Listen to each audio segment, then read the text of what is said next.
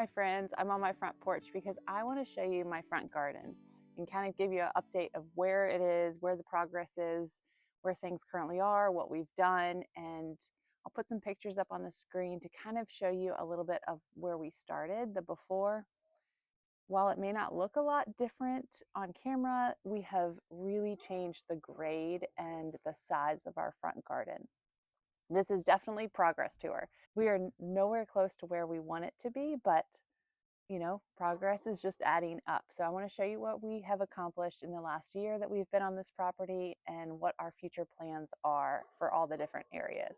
The previous owners built this property and had lived in it for about 2 years before we bought it. Basically a new build, new construction.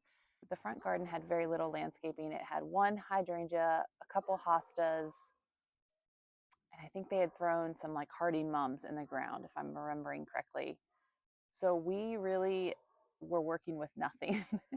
There was one magnolia tree in our front yard that currently still is there. It's way up by the road. And other than that, there weren't really any other shrubs, trees, perennials added. The front garden didn't go across the full length of the house.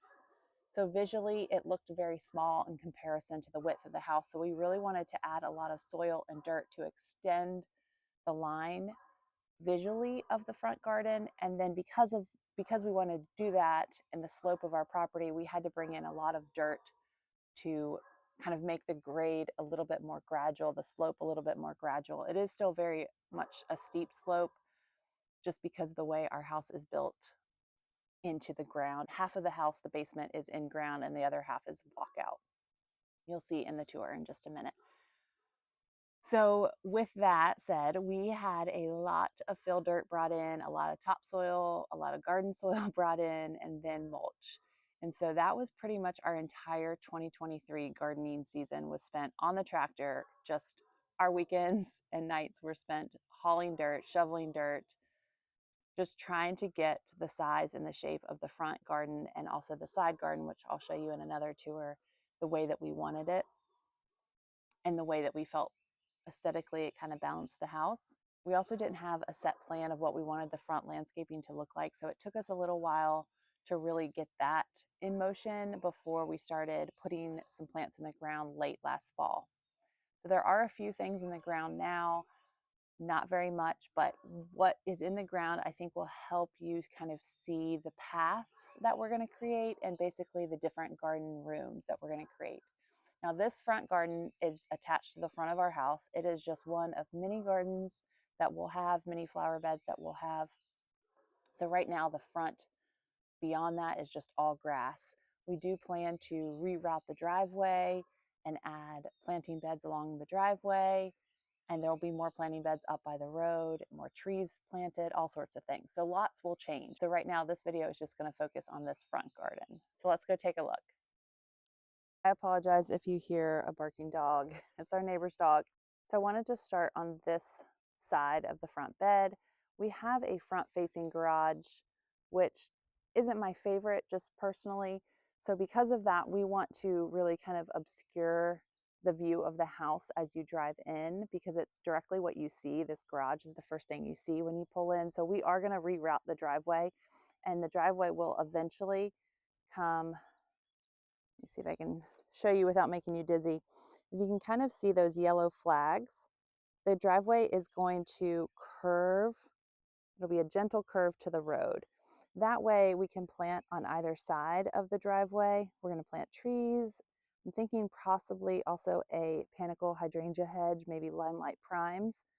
And so when you pull in and approach the house from the road, you're going to come in this way. And because of all the trees and shrubs, you won't get a direct sight into the house, and will kind of block a lot of this view from the road. So the driveway will eventually curve in this direction. The driveway is a bit of a mess right now.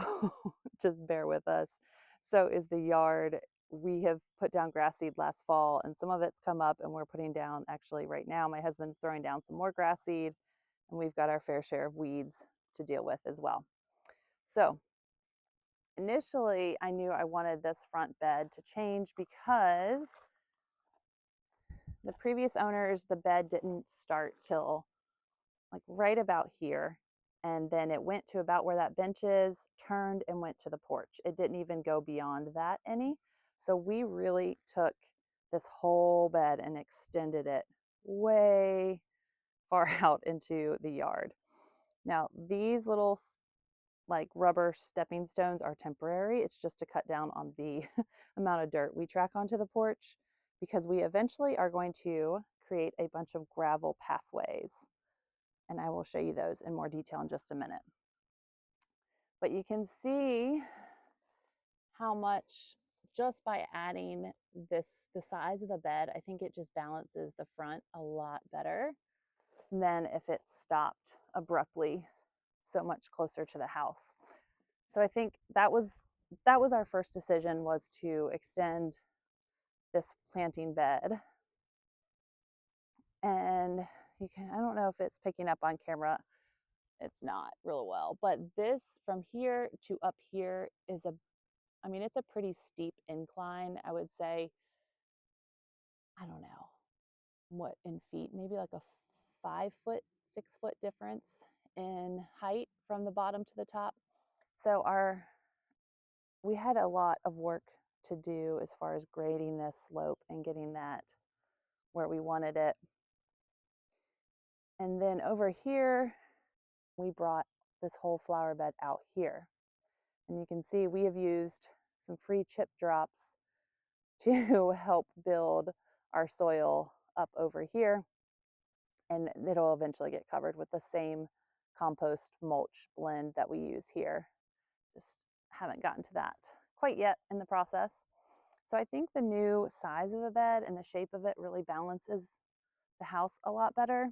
The plan will be to take this area right here in front, and it will be a gravel pathway that's going to cut in front of the bed, and it's actually going to go all the way around the bed to that side of the house, because to that side of the house is where our walkout basement is, and we do plan to put a whole woodland garden and fire pit seating area over there. So that path will be able to take you all the way around the house. And over here, you kind of see our little, they're like little twigs right now, but that's our orchard. I don't even know if it's picking up on camera, but that's our orchard, and we're going to just keep adding to the orchard. So the path will also pass through the orchard, but it will veer off right here. There'll be a split, and at this split, it's going to go up. We'll have to do some steps. We're not sure if we're going to do stone or something like just railroad ties for now, to create some steps up, because it is about a 6 foot incline. So the gravel will go up this walkway. I'll show you. And it'll approach the front door straight on. It'll be about 6 feet wide from either side, the pathway. And then when you get up here, it's going to be a big round gravel circle. And in the center will be a planting bed and a large fountain. We're not going to do anything tall because we don't want to obstruct the view of the house, but because of the grade of the land, we could put like a good 3 or 4 foot tall fountain right here, and it still not obstruct the view of the front door. So I think that would just be really pretty to have this path come up. You'll have a nice circle that will kind of guide you around with the fountain in the center and area to plant around it underneath. And then there will be a little short path off this side that will cut over to the garage area. And you can kind of see, based on where we have planted stuff, we originally laid out the circle, measured it and everything, but of course through the winter you can't see it anymore. But the muscari there will frame the circle along with that arborvitae and muscari. So you can kind of see the outline of where the circle will be. And then that's why the tulips are lining the path. So this will all be gravel. And my idea is to create a couple little like room vignettes. So bear with me, this is a placeholder. This bench will not stay there. We were just using it to give ourselves like a visual idea, which I highly recommend if you're ever trying things out in your garden. If you can find something of similar shape or size to put it in your garden and just kind of give you that idea of what it would look like. Similar to this pole we've been using as a reference point for the center of the circle for our fountain. So we can kind of see what all the views from different directions, what they're going to look like. So we'll have a different bench here, one that fits more of the style of our house and garden. But temporarily, it's just sitting here to kind of give us an idea. So the circle will be right in front of this bench, and we wanted to create like a little seating area here with some plantings around it. So I have peonies on either side for spring interest and spring scent. And then I have, oh my gosh, I'm blanking on the name. Oh my gosh, Itea? I think these are Sweet Henry Itea. If they're not, I will put the name of these on the screen. Oh my gosh, I can't believe I'm blanking on these names. But they have very fragrant white blooms in the early summer, and they're one of my favorite shrubs. I used them in my last property. So this circles around the back of the bench to give you a little summer interest and summer fragrance. And then we just planted this tree, which is going to be just behind the bench, and we're going to train it. We've already done a lot of lower limb pruning so that most of its growth goes vertical, and it'll just create a nice shady spot, which will kind of create this like whole little cozy room here behind the bench. And this is a Venus dogwood, which is my dream tree, if you can have such a thing. I'll put a picture of what the blooms look like, but the blooms are like 5 to 6 inches. They are huge, big white dogwood blooms, absolutely gorgeous. And the leaves of this dogwood are very dark green and glossy, and they don't really have that burnt look that sometimes dogwoods can have. So I thought it would just be a perfect spot. It'll be behind the bench. We do need to stake it. I'm looking, it's a little crooked. It just got planted this week. So that's going to kind of create the backdrop for this little seating area where you could then sit and have a view of the fountain. You'll have these little vignettes of like the muscari and things planted over here. We have a Japanese maple tree planted here and some dwarf butterfly bushes around it, and then the pathway to the garage. So then as far as these beds, I really kind of wanted to draw like a visual line up to the fountain from down below. So we did these dwarf arborvitae on either side, and the ones on the bottom are the Mr. Bowling Ball arborvitae. And those daffodils need to get moved. They went in before the shrubs, so they're not in the right spot. But around here we have some abelia. This is a dwarf, let me get on the other side. This is a dwarf crabapple called, I think, what is it, Tina? And it's supposed to only get like 10 feet tall, 10 feet wide, kind of like a lollipop shape. So I just thought that would be the perfect size and shape for kind of right here at the entrance. Just a sweet little round lollipop crabapple. And I'm really trying to focus on like the visual lines, what you see. And these are the Encore azaleas. I'll have to put the variety up on the screen if I can remember. But they're a pink Encore azalea. They do have some deer browse damage because I forgot to spray for a couple months in the winter. Wasn't thinking. And so the deer had a little field day with my azaleas, but since I've been staying up on my spray, they have not. But you can see there are a few blooms coming, so they didn't totally eat away all my blooms.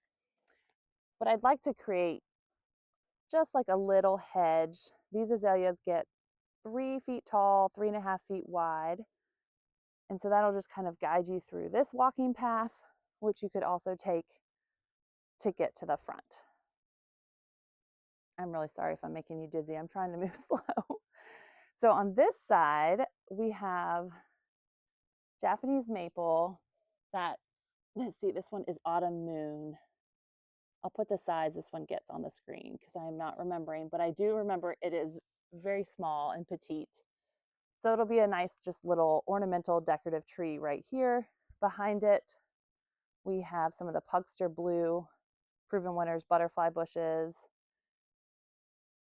And then my plan for this area with this giant span of blank wall, actually the irises were here from the previous owner, so they did leave those. Those irises are a really pretty soft lavender blue. So what I plan to do once we paint the house is I'm going to put 3 trellises up this wall and put some climbing roses, which I think will be really pretty. And then underneath, I'm going to keep the irises. And then in front of the irises, I have 3 white peonies that are going to go there. We are painting the house.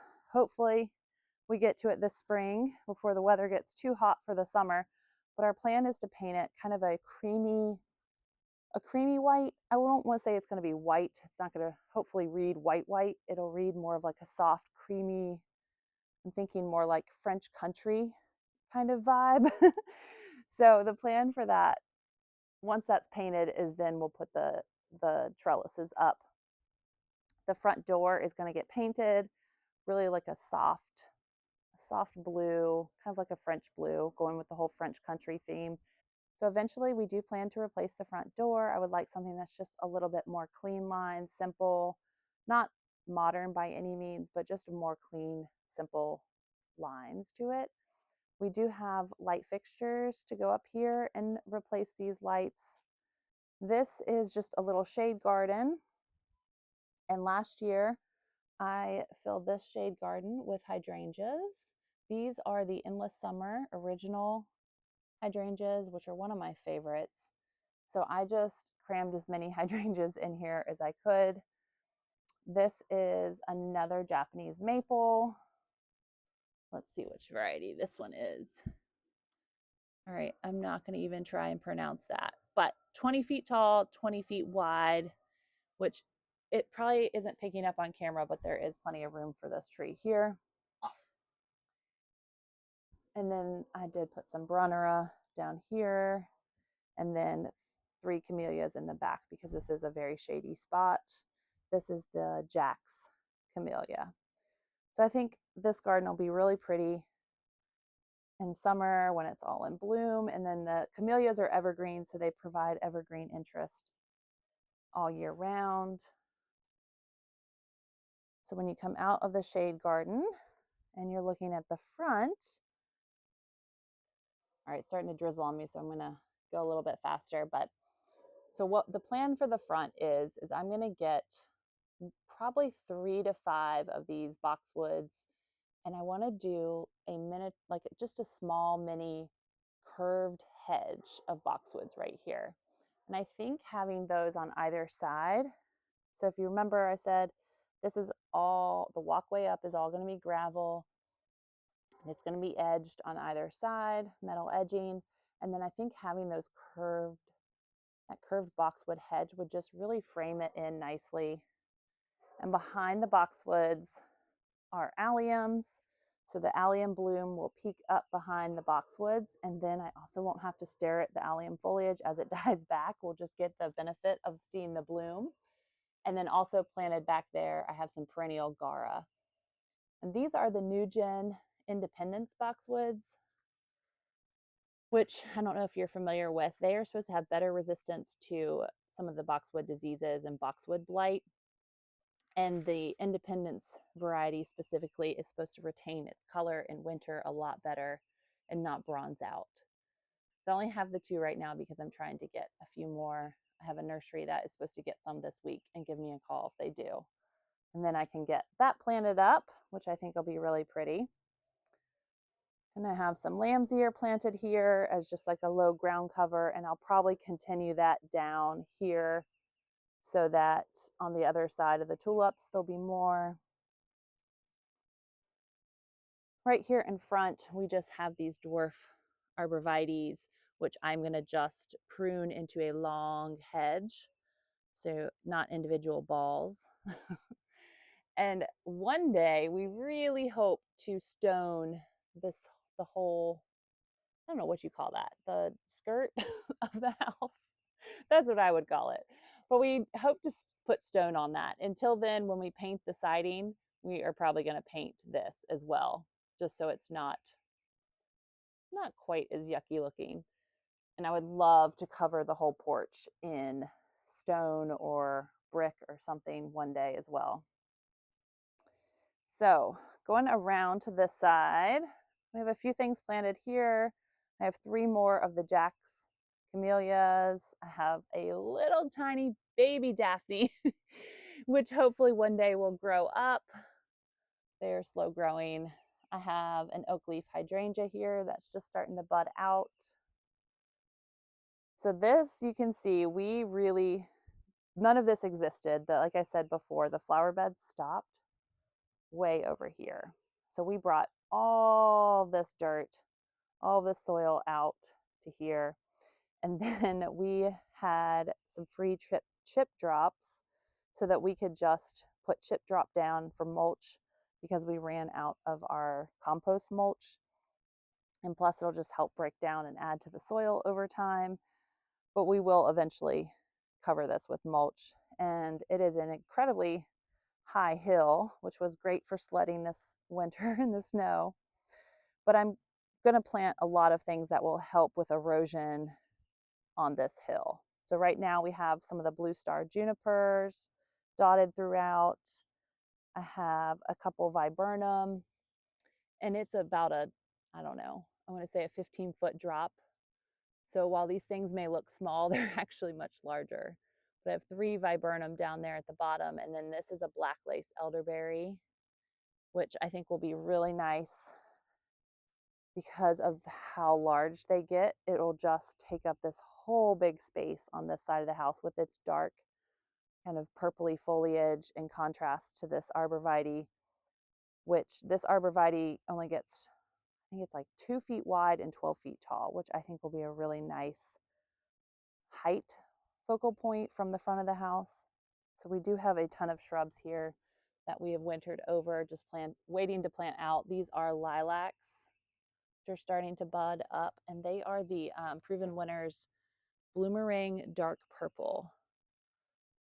So with those, we plan to continue kind of this garden room over here. We're going to enclose this area with those lilacs all behind. I'm really trying to focus on things that are fragrant at different seasons, just so that when you're sitting here on this bench, it kind of, you get to smell all sorts of different things. I do have these beautyberry bushes. This is the Pearl Glam, which has this dark purple leaf and these electric fuchsia berries on them in the fall. And I have 3 of them on 3 sides of the circle. So 1, 2, 3. And then on this side is the Japanese maple. So I don't want it to be perfectly symmetrical in plantings, but I am trying to maintain some sort of visual symmetry, even if the plants aren't exactly the same. Jesse throwing down some more grass seed. All right, so it's starting to rain and come down a little bit harder, so I'm gonna call it for now. I really appreciate you watching this front yard tour. I'm gonna go inside and take care of potting up some of my hundreds of seedlings that need to be potted up. But I really appreciate you watching. Thanks for gardening with me.